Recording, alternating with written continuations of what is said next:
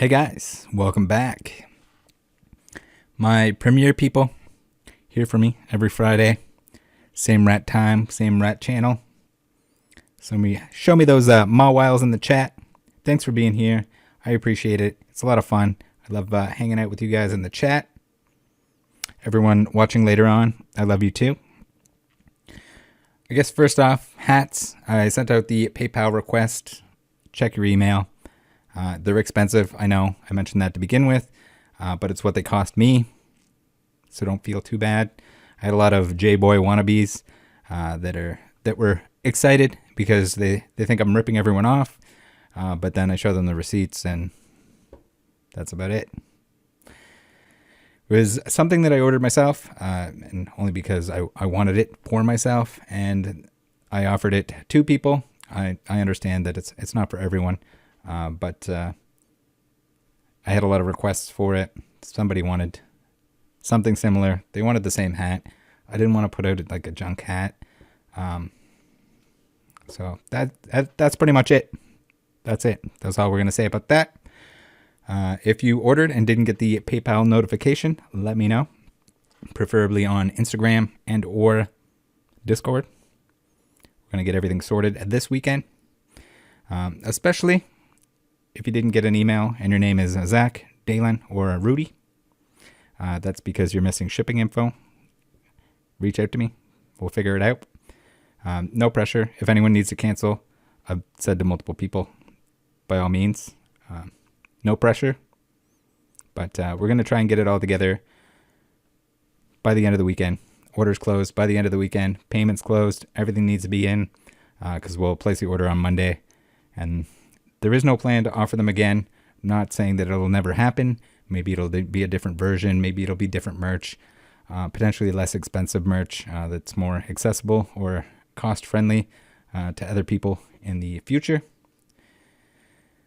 Let's do a little recap since we covered lots on the channel this week. So starting off on Monday, we had Unpopular Opinions of Pokemon, episode 29, fan favorite.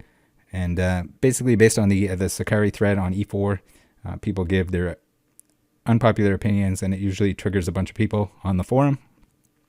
So that was episode 29 on Monday. Then on Tuesday, we covered, we had a very long video, an hour and 20 minutes of looking through the top 300 Pokemon illustration contests picks. That was a lot of fun. But yeah, that's a long watch. Picked out my favorites in there. Would love to see what you guys think are your favorites, even if you don't watch the whole video or if you 2x it. Or if you've already looked at the 300 and you just want to let me know what your favorite is, go in there and comment on that. Then we had the TGA coin, TGA NFT. So that A-Drive co-owned grading company that was really bad before, still really bad. I've had people even just reach out to me after that video went up, saying that they had the same issues after my first video, pointing out the fact that they take zero care in making sure that their labels are correct. They had 3 cards and all 3 had errors on the labels. That was like 11 days after my video, so apparently they haven't made changes. But as the video highlights, they are now gonna have a crypto coin that's meant for influencers or social coins and potentially NFTs. So why fix things when you can just cash grab instead? And then, last but not least, not shown yet, hasn't been uploaded at the time of recording this, but we have some oopsie doopsies regrades that Leonhardt did with BGS, and that'll be up yesterday from the time of this video airing. So check that out.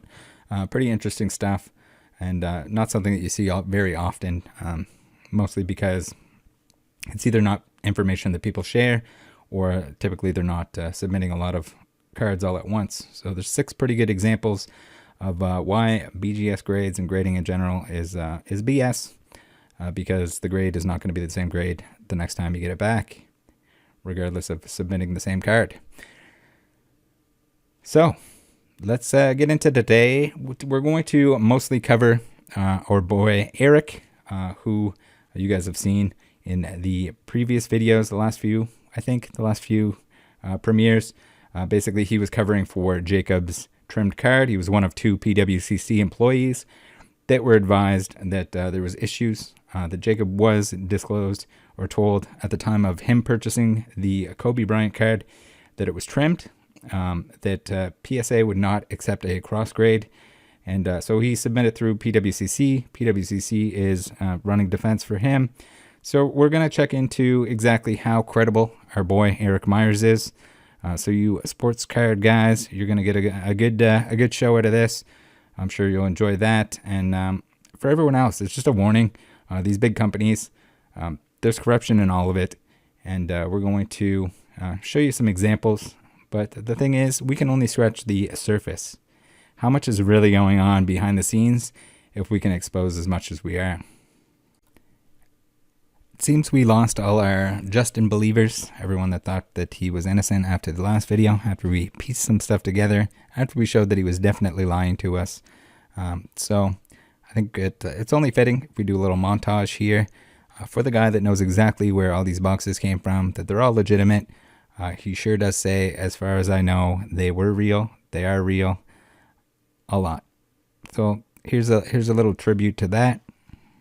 I'm looking to figure out what happened with that fake case and where it started with you. I'm hoping that you can shed some light on that. Okay, as far as I'm concerned, and as far as I know, that case was real. As far as I'm concerned, that was 100% real. Okay. What was the... As far as I know. Well, I have no clue, because as far as I know, it was a sealed case on that. But as far as I was concerned, that was a 100% legit case. I don't know what to tell you guys. Like I said, as far as I was concerned and knew, that box was legit. Yeah. I can have witnesses beyond witnesses proving where those boxes came from. And again, if any of the J boys would like to come on and show us how innocent they are, I'd be more than happy to feature a full length, no edits, and just like we did with the original J boy Justin. I have a feeling that a lot of the people involved don't want to talk to me, and you certainly wouldn't want to talk to me if you have something to hide.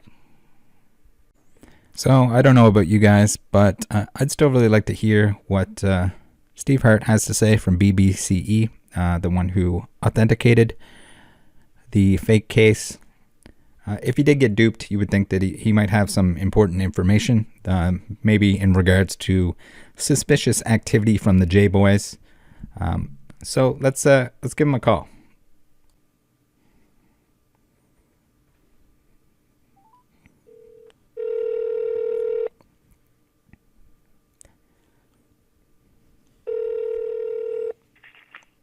Baseball card exchange. Hi, can I talk to Steve Hart, please? He's not here right now. Did you want me to take a message, or do you want to try to call back? I can try to call back. What time or how long from now? About an hour and a half, I would say. Okay, perfect. Thank you. All right, thank you. All right, bye. Time has passed. We're now calling him back. Let's see if we can speak with him.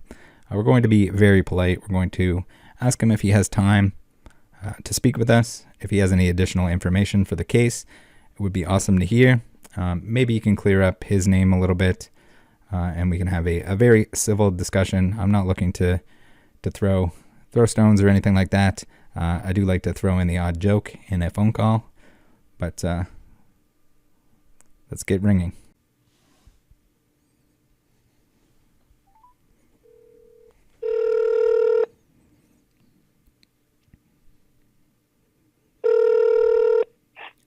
Baseball card exchange. Hi, is Steve in yet?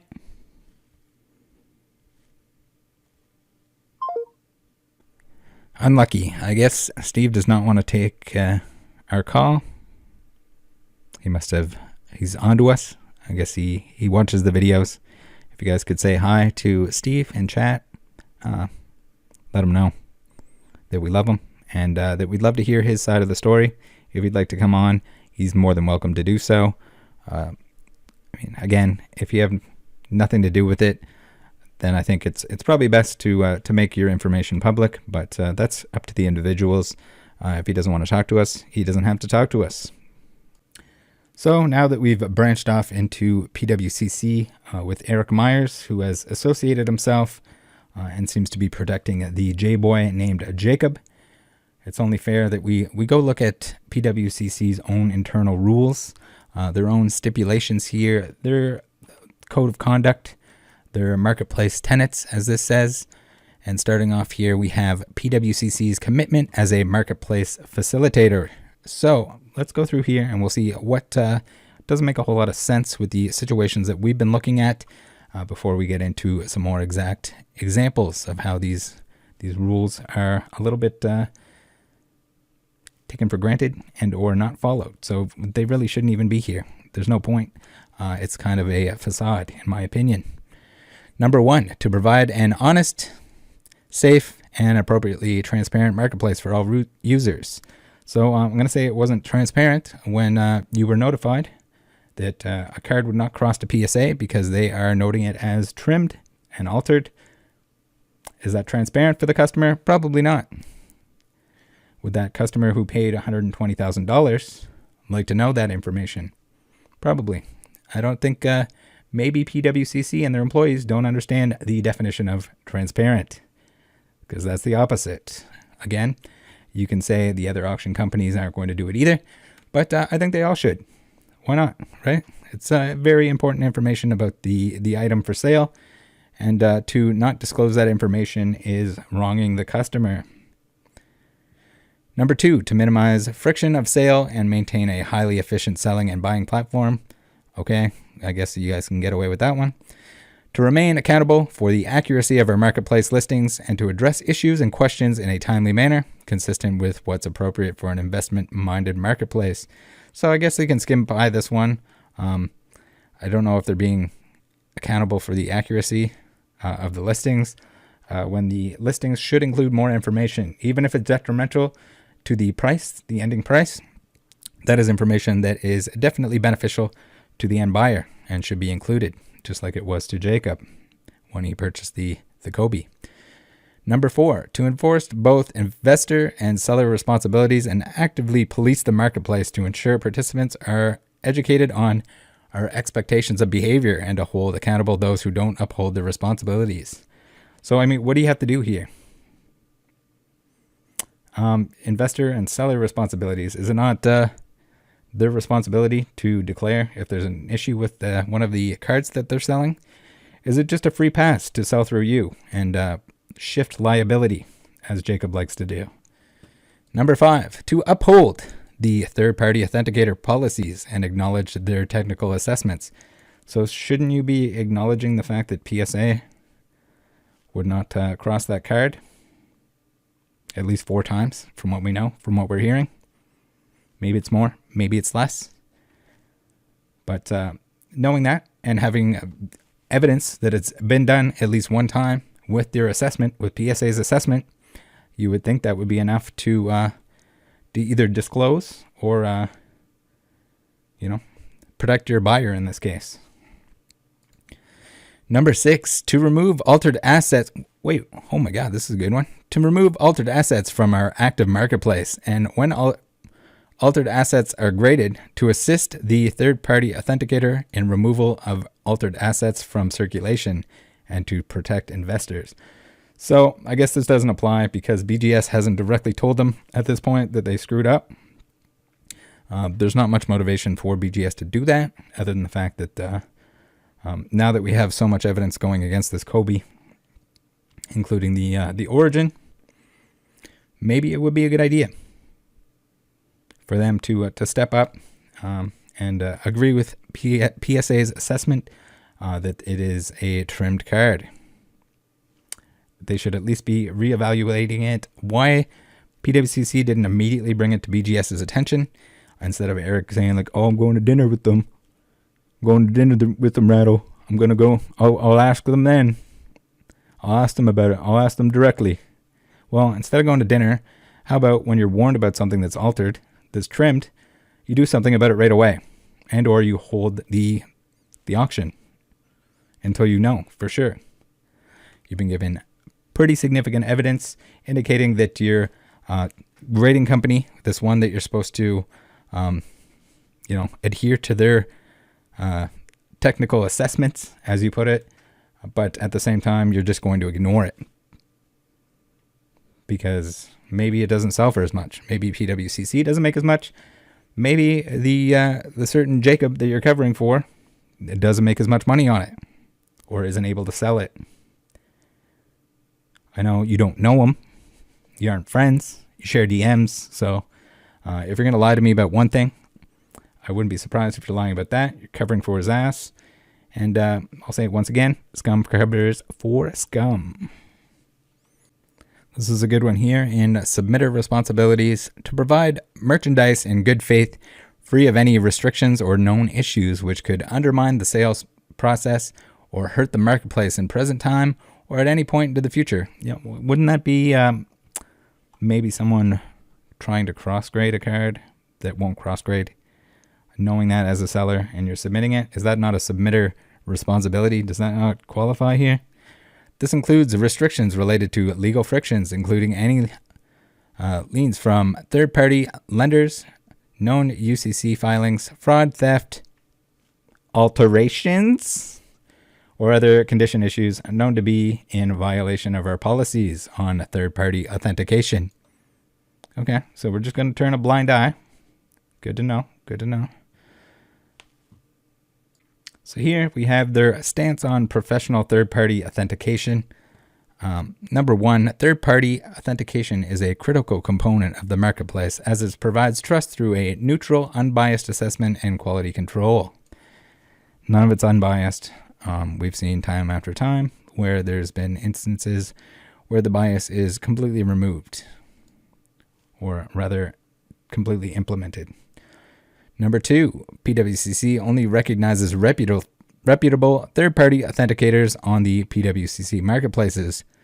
These authentication companies include, now you would think that maybe they'd have this in alphabetical order. Who knows exactly, but notice here they mentioned PSA first. So is that not indicating that those are that would be the most reputable? Since BGS would be at the beginning or before PSA. So apparently, even though PSA is first on the list here of reputable sources, they're going to straight up ignore it in the case of, BGS graded a card. PSA doesn't want it, doesn't want to put their name on it because it's trimmed. And even we got SGC in here before BGS. Notice we got BBCE. Very, very reputable. Assets assessed by other companies are treated as ungraded on the PWCC marketplaces. Good to know. All third-party authenticators are required to maintain a consistent level of quality control consistent with their respective brands and to ensure the marketplace is a safe and trusted venue for both sellers and investors, collectors alike. So these investors, collectors, you're not making it very safe for them when you're not declaring that something is not going to cross. That's the first thing someone that's unaware of the situation is going to do. They're going to take it and they're going to submit it to PSA, and it's going to cost them $5,000 to do so. And then they're going to be pissed off because they have a card that will not cross. Then they get to send it back to PWCC and pass it on to the next sucker. Unless they want to be out a bunch of money. Basically, they're just going to pass the buck on to the next person. Very unfortunate situation. And here where PWCC had the opportunity to make that right, they chose not to.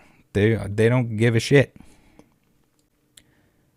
So here they show us the difference between conservation versus alteration, but we're going to focus on their definition of alteration, since there's always going to be a debate. Are you allowed to clean cards? Are you allowed to remove stuff? All sorts of up for debate, but in this case, we're more concerned with the alteration, the trimming aspect, and we'll focus on that. So number 2 here, alteration. PWCC believes alteration of trading cards as defined below is damaging to the marketplace. Altered assets cannot be sold on the PWCC marketplaces unless this detail is disclosed during the sale. So not only is it not disclosed by the grading company that first graded it and probably just made a mistake, it wasn't disclosed that the other first listed grading authority that you have is saying that it was trimmed. They're distinctly saying this was a trimmed card. Keep that in mind. So it wasn't disclosed during the sale. It's my argument that I would think it would be the right thing to do is to disclose it during the sale and protect your customer like you claim to want to do. You want to protect everyone, but at the same time, you're not protecting. You're protecting your buyer, your shady buyer, and not your customer. Alteration of trading cards, as defined by PWCC, is the presence of physical evidence of a change to the as-manufactured qualities of the asset outside of the normal wear and deterioration inherent to circulation. Any purposeful material addition or material removal to or from the as-manufactured asset outside of normal wear or environmental degradation is generally considered alteration. Furthermore, trimming, first on the list here, too.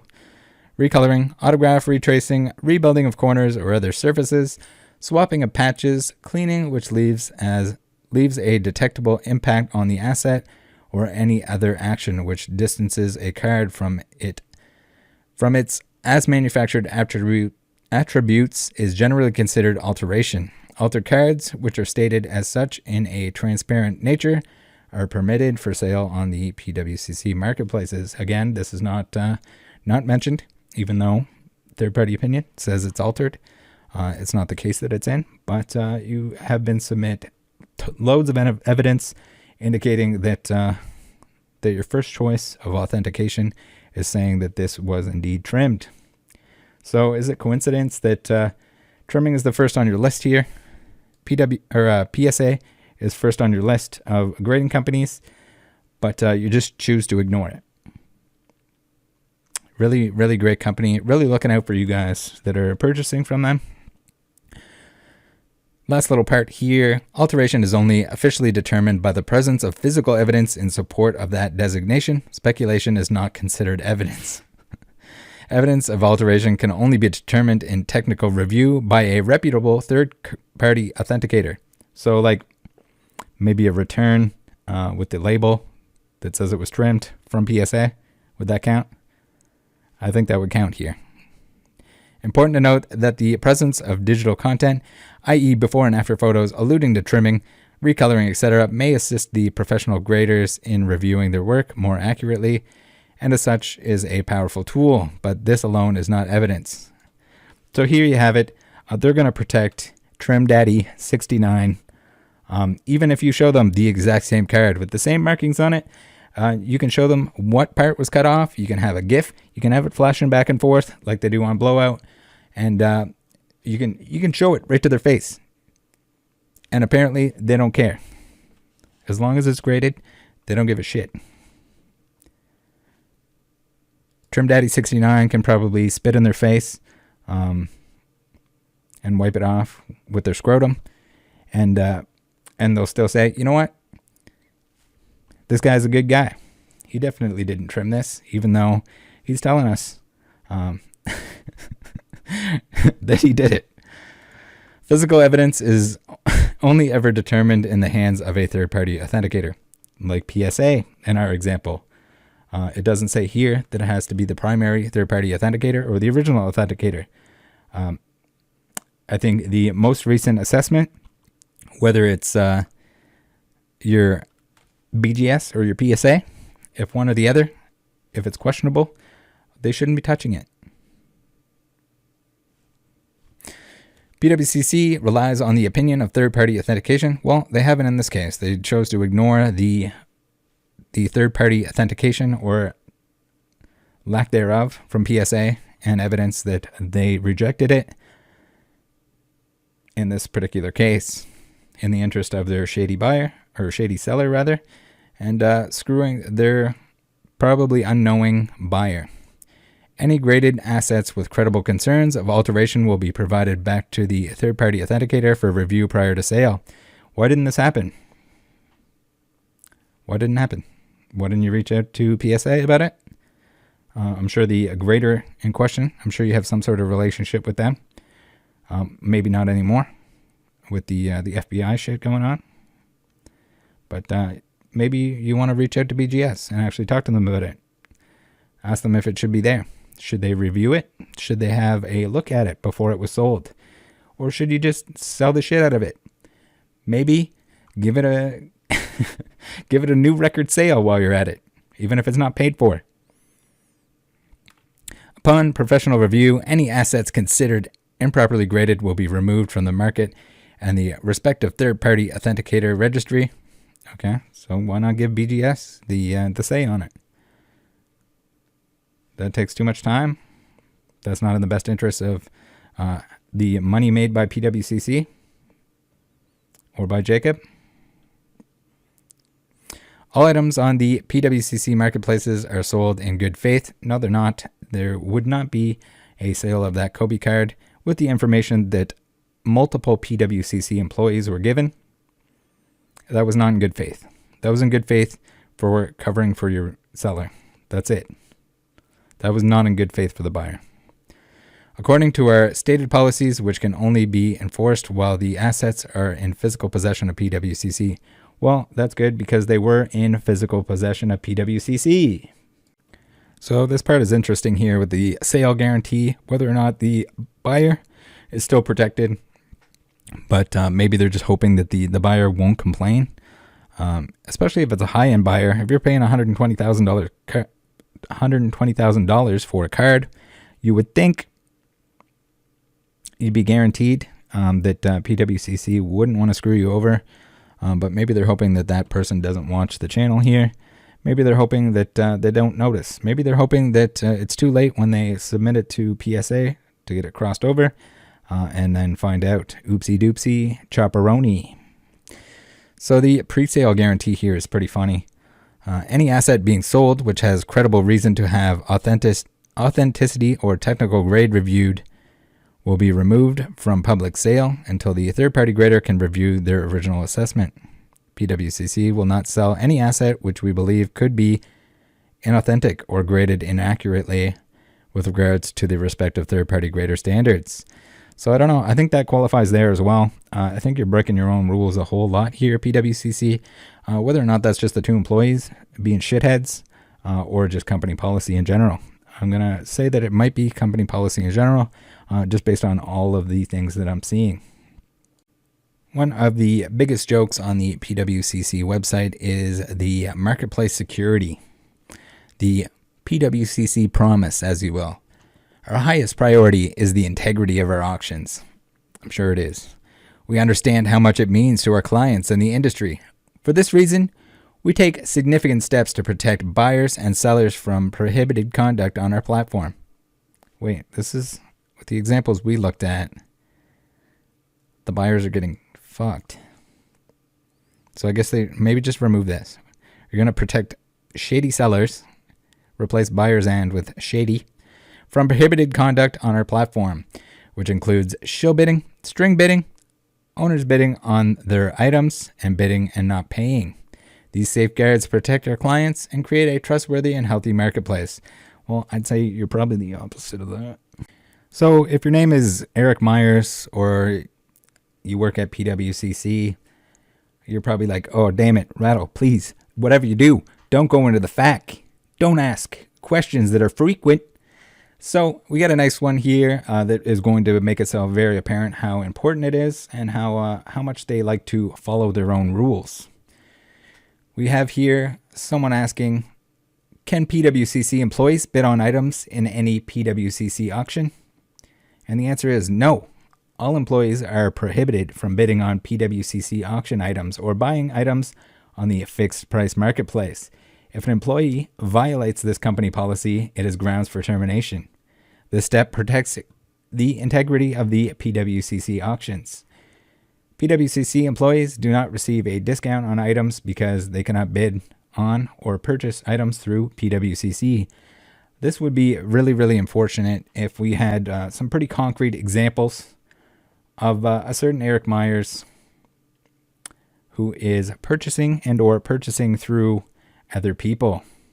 So maybe we should take a look at that.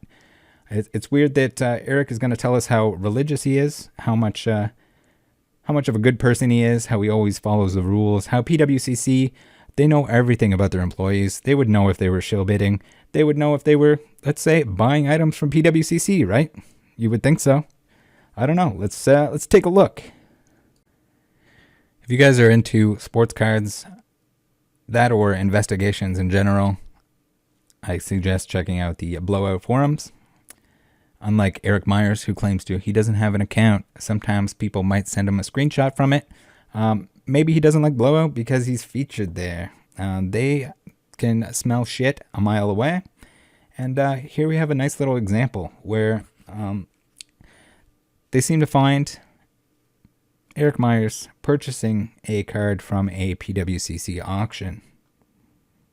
Now, we can't just take their word for it, so we're going to go take a look at all of the aspects here. We're going to make sure we're going to look at every single thing, and then maybe we'll take some of Eric's own words. There's this awesome thing where shitheads, they like to go on podcasts, and they say stupid things. Really stupid things. Really incriminating things. We've seen it with J Baby Jacob, and pretty soon here in this episode, we're going to see the same from Eric. Another interesting little tidbit before we get into the Eric investigation or this card in general, the Michael Jordan that he allegedly purchased from a PWCC auction while being a PWCC employee, which is against the rules. We've seen that. It's also on the list of trimmed cards. So what's going on with that? Is that for a personal collection, or is that going to be flipped through something else? Another one of those trimmed cards that's going to be passed on to somebody else. Maybe another case where PSA won't believe that it's not trimmed, but it's in a BGS case. So if you send it to one of the auction companies, they're going to pass it along. The buyer doesn't have to know until they find out later on. Pass that liability. So here it is, posted on Eric's Instagram page. And you'll notice here, edited 16 weeks ago. Now, did he edit that because at first he was letting on?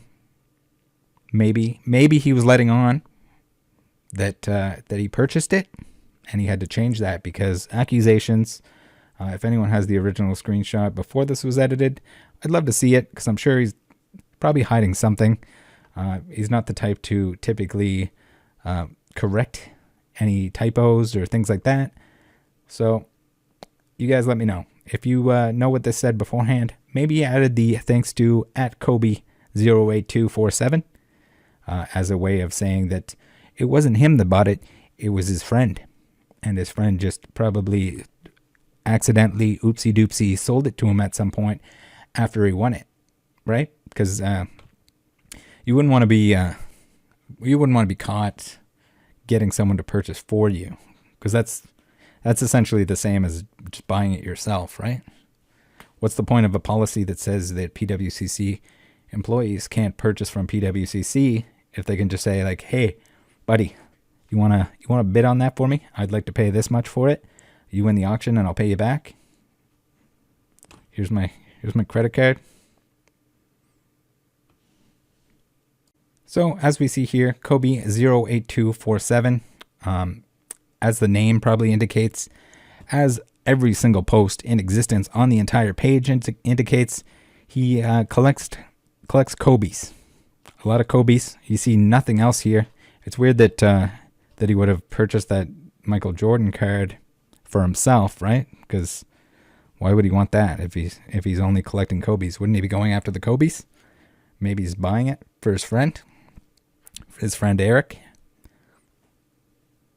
Is that what he's doing? It's probably what he's doing. So of course we DM our Kobe collector friend here. We say, awesome posts. Do you buy, sell, and collect exclusively Kobe cards? And he says, thanks. Yes, mainly stick to Kobe. And I say, do you have another account where you post your non-Kobe stuff? No, I don't. I just don't post it, but I only have a little of Josh Allen other than Kobe. Weird. No mention of Michael Jordan. You're buying really expensive Michael Jordan cards for yourself? It's not for yourself. You were either buying them for Eric or posing as someone buying them for Eric. or posing as someone that bought it that later, oopsie doopsie, oh, that came from PWCC? Good thing, because I didn't bid on it. My name's Eric. Here, if you even check on the Kobe 08247 myslabs.com, again, no surprise here. It's a Kobe card. Who would have guessed? No Michael Jordan in sight. Oh, you guys remember the NBA sticker? If your slab isn't slabby enough, it's a little bit important in this aspect here. As I noticed, as the blowout team of investigators noticed, when you put the BGS certification into the NBA verification, it doesn't come up. So it appears NBA has backtracked on their opinion that was given in November of 2020. So Auburn here, Auburn 35, hot on the case as well. You're not going to get anything past the blowout team, that's for sure.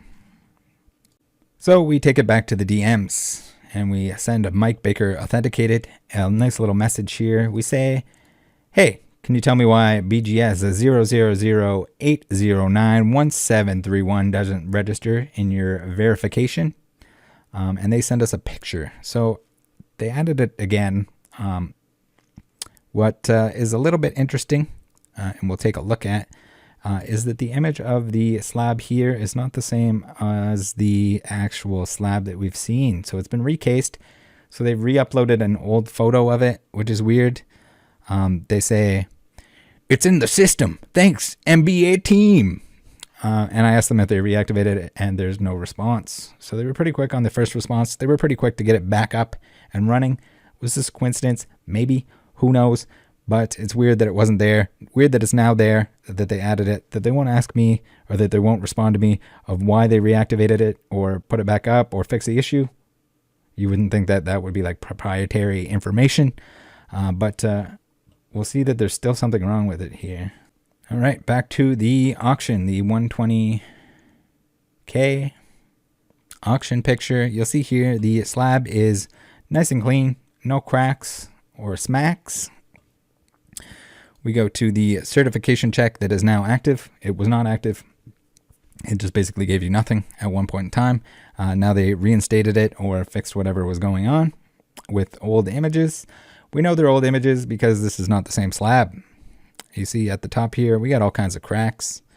Right up at the top here, cracks in the case. So it was recased at some point in time by BGS. And then also NBA put another gold sticker on it, which is interesting. It's weird that they won't tell us what's going on with that. Maybe they're upset at us for calling their stickers dumb.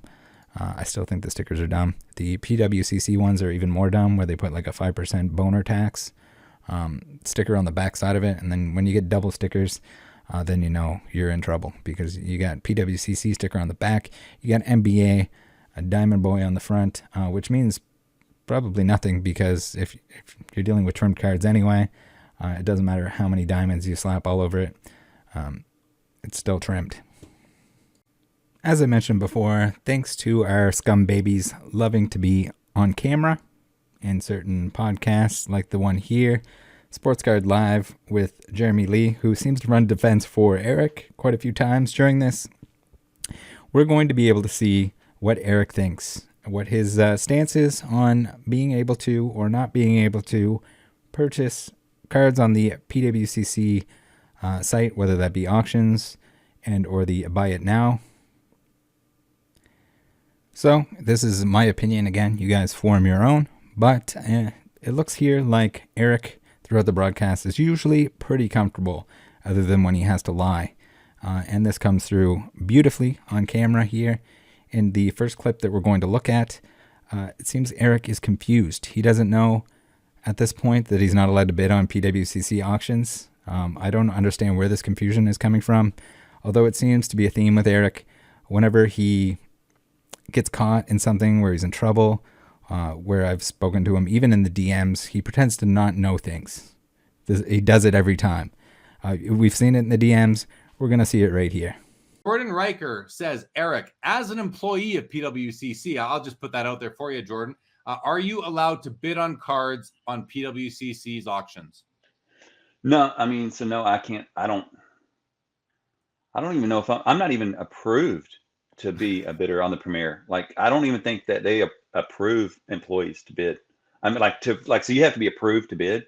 So I don't even think that I'm even approved to even place a bid.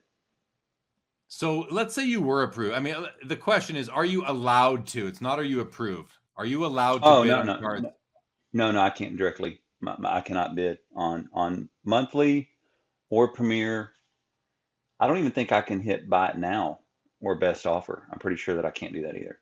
In the fixed price listing. Right. Yeah. I mean, I believe you cannot. I believe you are not allowed to bid on any auctions on the PWCC platform. That's my understanding, just from other discussions I've had. So okay, good stuff. Now you might be asking, how is it that the guy in the PWCC shirt needs to be told by Jeremy what the rules and regulations are of PWCC? Your guess is as good as mine. If I was a betting man, I'd say Eric is full of shit, and he's lying. He's lying, and he's a terrible liar. And it comes through, like I said, on camera. Better than ever. Even the DMs, same reaction when you point out some stuff that he doesn't like. He deflects. He avoids it. He tries to move on to something else. Now, in the second clip here, it's a shorter one, but he stumbles again over the fact that he's not allowed to bid. For 7 green. If I was bidding outside, not a PWCC employee. Here's another little blunder where he stumbles over the accusation, and he says he hasn't won like anything at all. I would think that the answer is pretty cut and dry. If you're not purchasing anything on PWCC, you're not going to trip over your words like this. Eric, I don't know. Can you address this this comment here from Drew Tang NYC? He's accusing you of winning a PWCC item and then goes on to say basically the employee policy is just fluff. Is this something that you can address? No, I don't know. Like, I haven't bid or won anything, like anything at all. Okay. Well, thank you for putting that to bed. Drew Tang, we're going to just block you because I don't take kindly to false accusations. Okay, let's keep on going then. Here's a nice little reference to the cash situation Kobe guy, probably the same Kobe guy that purchased the Michael Jordan for him, or posed as the person buying the Michael Jordan from. We're not sure exactly what happened, but it's pretty clear that it was either purchased for him or it was kind of a cover-up for Eric purchasing it himself. What do you do when there's a card you really want, but you don't have the best cash situation? Do you start thinking about the stuff you have to move to get it? Like, how do you think about that? My advice is you call one of your fellow Kobe collector buddies who might have some good liquidity and be looking to purchase some of your cards, and you ask him to kind of cash you out. It's my advice. I mean, that's if you're asking my personal opinion. I would probably, and I might know somebody who could take some of those off your hands. That's weird. I wonder who you could be talking about. Here's a nice little reference, again, just incriminating himself. Incriminating himself in terms of PWCC guidelines, where he says people buy for him. Surely that's not allowed. If you're not allowed to buy yourself, you're not allowed to just say like, "Hey, buy this for me." I was going to say, I mean, some of these cards, like I would buy. Like, if you won something, and I have customers do this, or friends of mine do this to me all the time.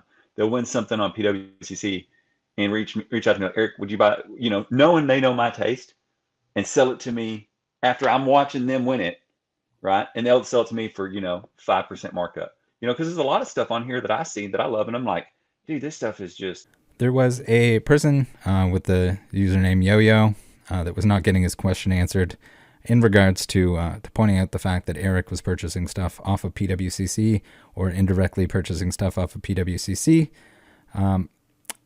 The comment at the end here gets cut short in regards to asking about that. I think it's pretty clear that the entire broadcast is trying to run a little bit of defense where Eric is obviously getting tripped up on these people that are asking about why he's buying stuff on PWCC when it clearly states on their website that they're not allowed to do so. Jason Kinder, I'm honestly disappointed that you didn't let that guy ask his fault. Okay, Jason, listen, this is a show covering the auction. Any question that anyone has can be asked outside of my show. This is my show, and I'm going to run it the way I want. Thank you. Anyway. So with that, I ask you guys, this honest Eric Myers, he's so religious, he's so righteous. PWCC keeps an eye on everything. They could never do anything wrong, right? They track everything. He told us that in the DMs. There's no way any PWCC employee did anything wrong with the eBay stuff. They definitely weren't shill bidding. They're definitely not bidding on their own auctions, on their own PWCC auctions. You know, if we can expose stuff like this, can you imagine how much garbage is going on behind the curtains, behind the big old PWCC flaps? If we could just pull those back a little bit, I can only imagine the absolute trash and cover up that we would discover. Thank you, everyone, for tuning in. Again, love these Friday premieres. Going to be a thing for the foreseeable future. If you can make it, I really appreciate it. It's a lot of fun having everyone here at the same time. But totally understand if you can't make it. Remember, don't be a J-boy. Don't be a hype dog. Look after each other. Watch out for these evil companies. They will screw you. And they don't care. And they'll cover for each other. They all will. Hype dogs always cover for each other. Remember that. See you next week.